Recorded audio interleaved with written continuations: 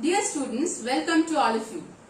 Today, in this literature class, we are going to discuss about one of the chapters of your supplementary reader book Vistas, which is Should Wizard Hit Mummy, written by John Updike, an American writer, poet, novelist, short story writer, art and literary critic who won the Pulitzer Prize twice in 1982 and 1990.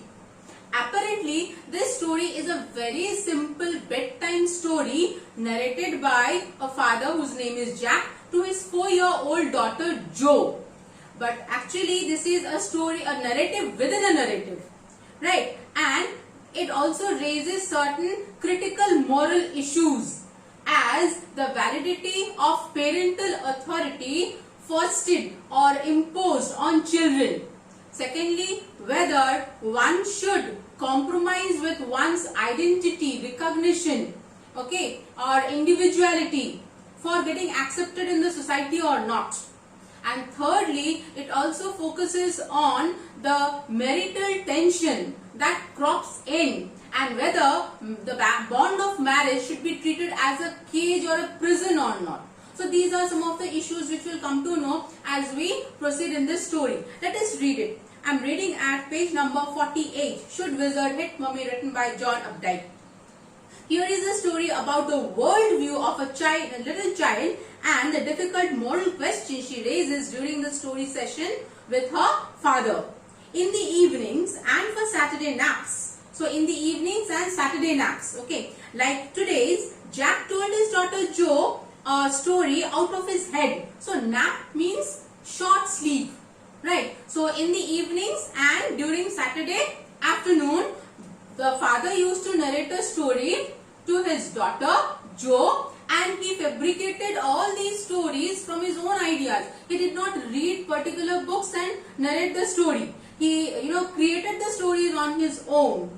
This custom began when she was 2, was itself now nearly 2 years old, and his head felt empty. So this custom of telling stories had begun when Jo was just 2 years old, and this custom has been continuing for the past 2 years. So that comes in if you calculate, Jo is now 4 years, as simple as that, right? Each new story was a slight variation of a basic tale. That means Jack could not discover or invent new ideas. So it was basically recycling of the same plot or the same structure. What was the structure of the story? Let us know. So basic tale, a small creature usually named Roger, Roger fish, Roger squirrel, Roger chipmunk, had some problem and went with it to the wise old owl. The owl told him to go to the wizard, and the wizard performed a magic spell that solved the problem, demanding in payment a number of pennies greater than the number that Roger creature had. But in the same breath means at the same time, okay, directing the animal to a place where the extra pennies could be found. Then Roger was so happy, he played many games with other creatures and went home to his mother just in time to hear the train whistle that brought his daddy home from Boston. Okay, it's a long sentence. Let us I've just chalked out that plan, the plot of the story in a form of a diagram. Okay, so see, this is Roger creature. This creature could be a fish, could be any animal. So Roger creature had a problem. In all his stories, the creature would have a problem. This problem was different. There was a variety in the kind of problem that he narrated. And then to come out of that problem, Roger would approach wise owl, okay, for seeking advice. Now wise owl would direct him to the wizard. Who is a wizard? A wizard is a man with magical power. Okay, this is the masculine gender of witch. Witch is a woman with magical powers, and wizard is a masculine form. Okay, so he would direct Roger to wizard. The wizard would definitely solve the problem with the help of his magic spell. But at the same time, he would demand a fee for his service.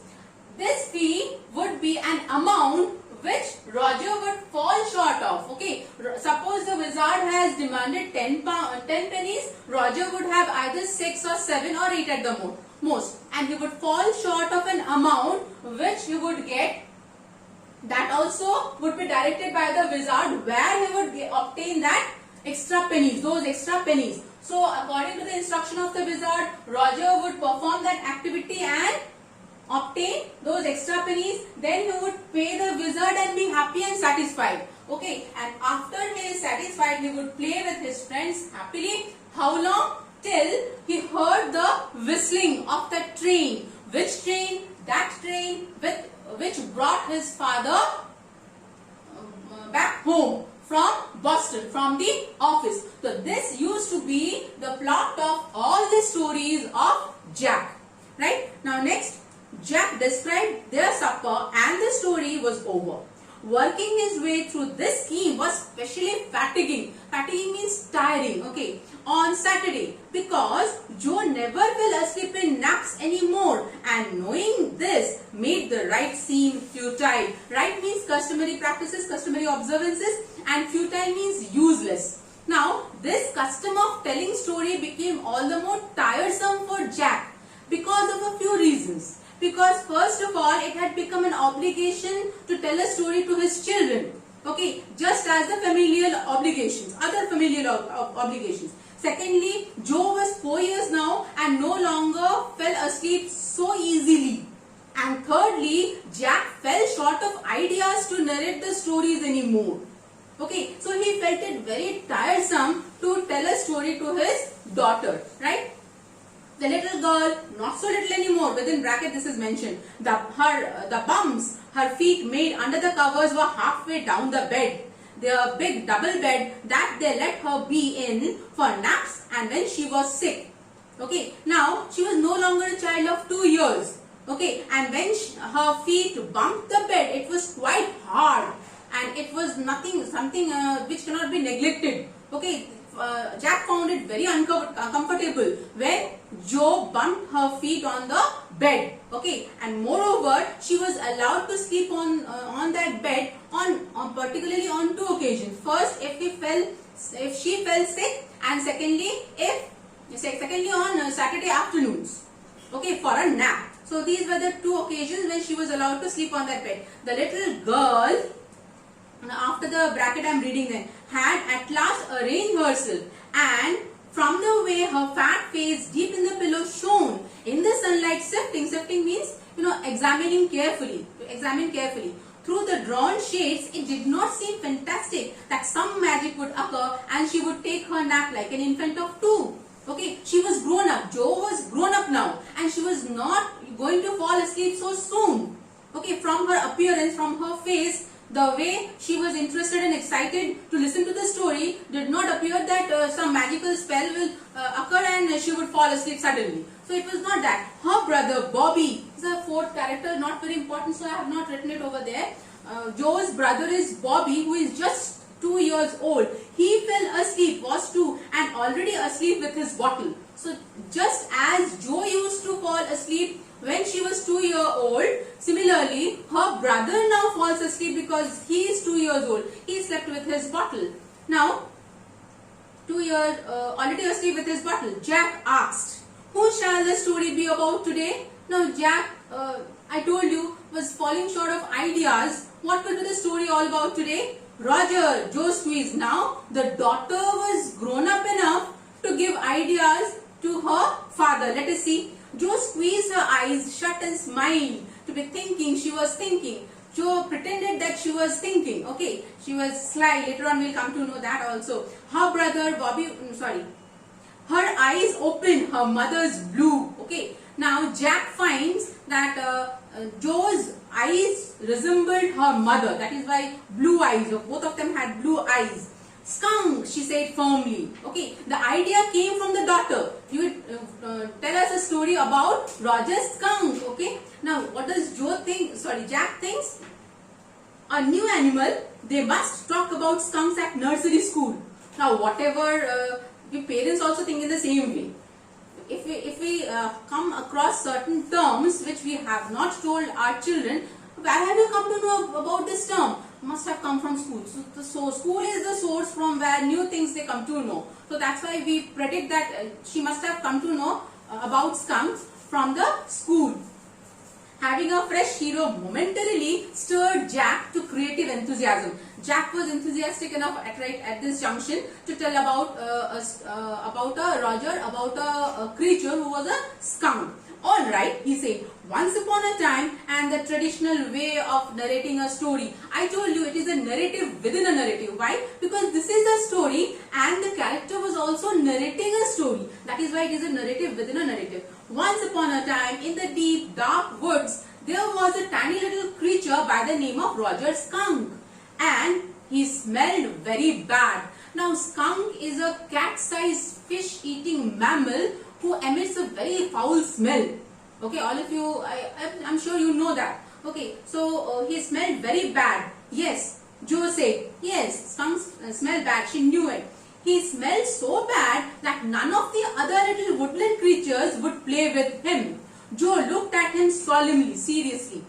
She hadn't foreseen this. Now the little girl, Jo, she was interested to listen about a skunk. But she did not, she was failed to estimate that the skunks, since they emitted foul smell, that is why the rest of the friends would be away from him and would not allow him to play with them.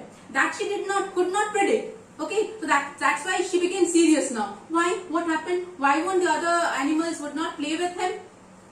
Whenever he would go out to play, Jack continued with zest. This means gusto, remembering certain humiliations of his own childhood. Now, Jack interwove his own childhood experience when he used to be, humiliated, insulted by his playmates.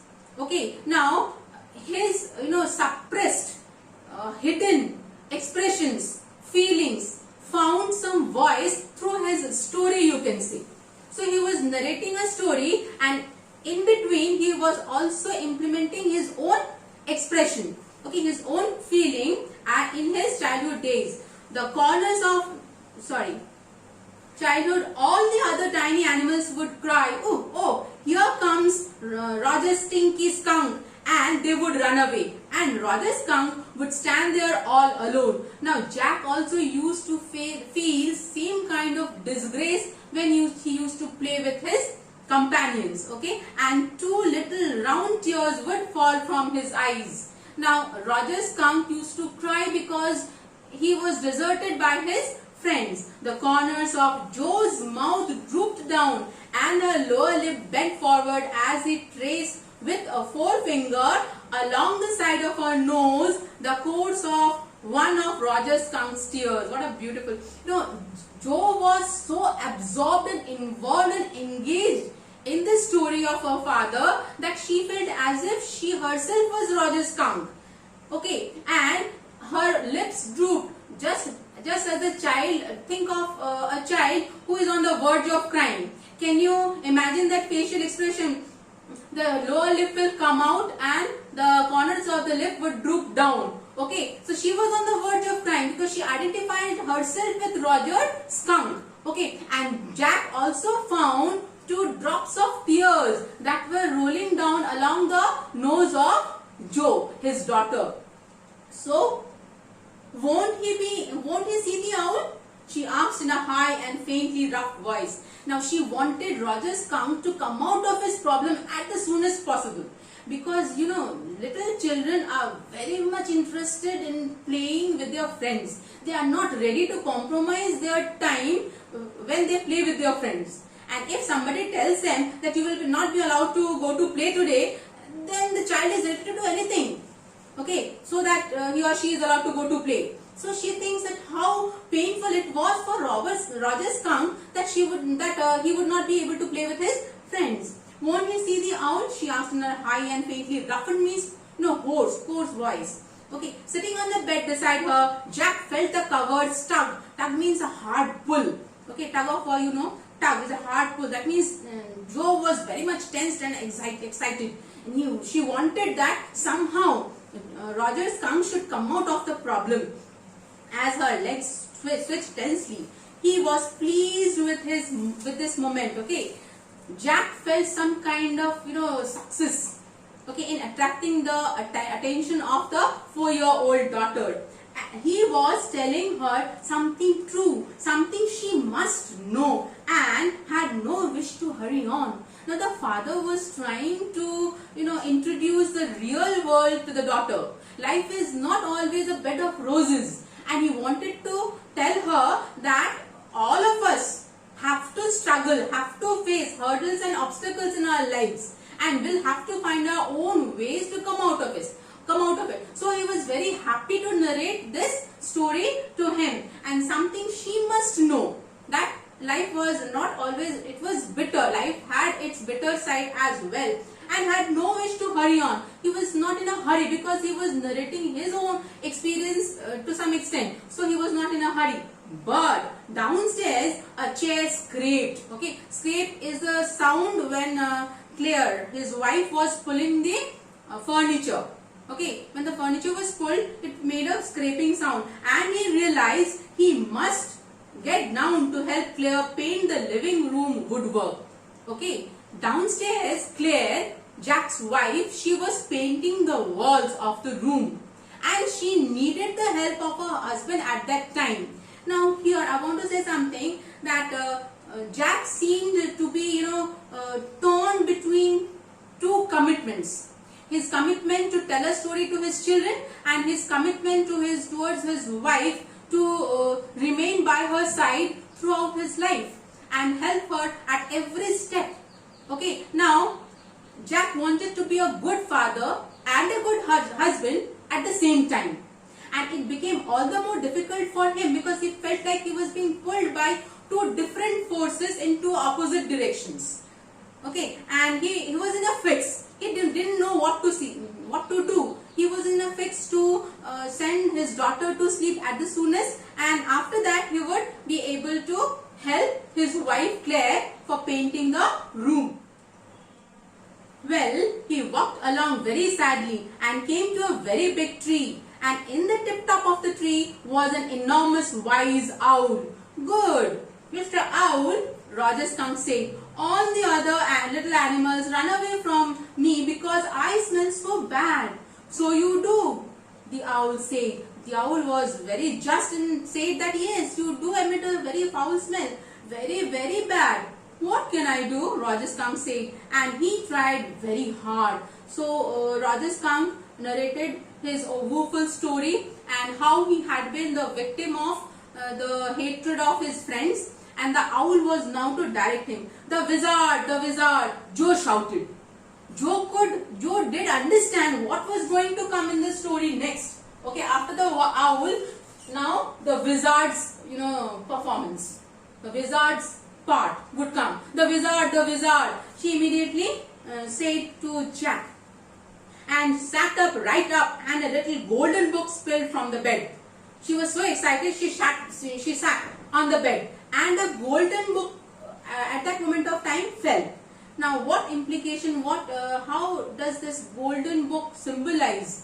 I think Joe was actually a few years away from reading storybooks. So this book was a symbol that till she is independent, she is able to read the storybooks on her own, she was to listen to the stories narrated by her father. So one book fell from there. Now Joe, Daddy is telling the story. Do you want to tell Daddy the story? At this point, I think Jack should have maintained some more patience. She is irritated. She is irked. She is annoyed. Why is Joe interrupting? And why will it be so? If the child has creative ideas and he comes up with his ideas and tells the parents that I have this idea, it should be encouraged. Now, just on the other hand, on the contrary, Jack says, "Why are you interrupting me? And why are you telling the story? Do you want to tell the story to me, or should I tell you?" Understood? So, creativity that was not entertained by her father. "No, you mean."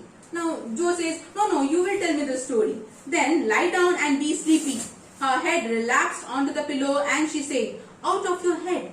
Well, the owl thought and thought. At last he said, "Why don't you go see the wizard?"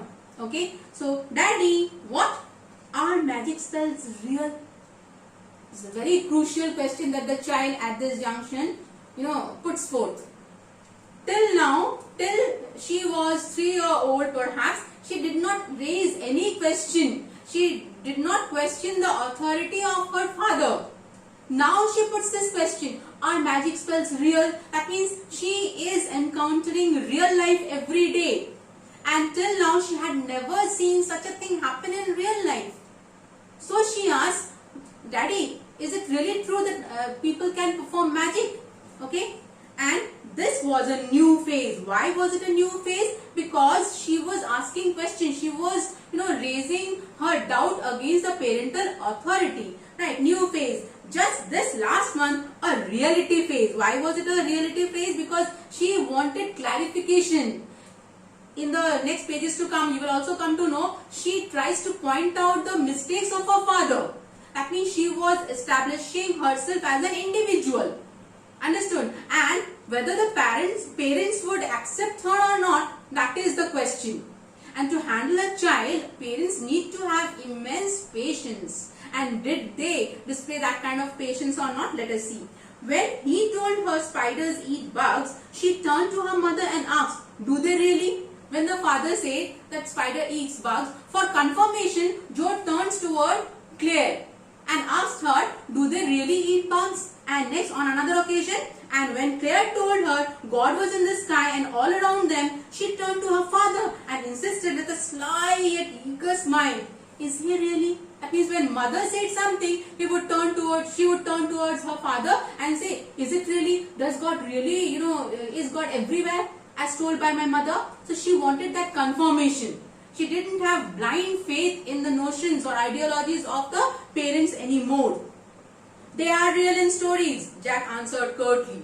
Jack was not ready to accept such questions which interrupted his flow of narrating a story, and he curtly responded that they are real in stories. She had made him miss a beat in the narrative. That means she lost that connection while narrating the story. The owl said, go through the dark woods, under the apple trees, into the swamp, over the creek. Okay. The owl instructed Roger Skunk to go through the wood, that is the forest, under the apple trees, and he will come to the wizard to solve his problem. What is a creek? Another question. Okay. Earlier she never used to raise any question, but now she had a lot of queries. Now, as parents, should we suppress a child with all its questions, or should we try to clarify everything and give a view of the real world or not? That is for every one of us to decide, and we all know the answer very obviously. Okay, let us stop up to this. In the next class, we will continue. Thank you so much, dear. Please do read the chapter. It is interesting, and I told you it is apparently a bedtime story, but it has a lot of issues which raises questions. Thank you, dear.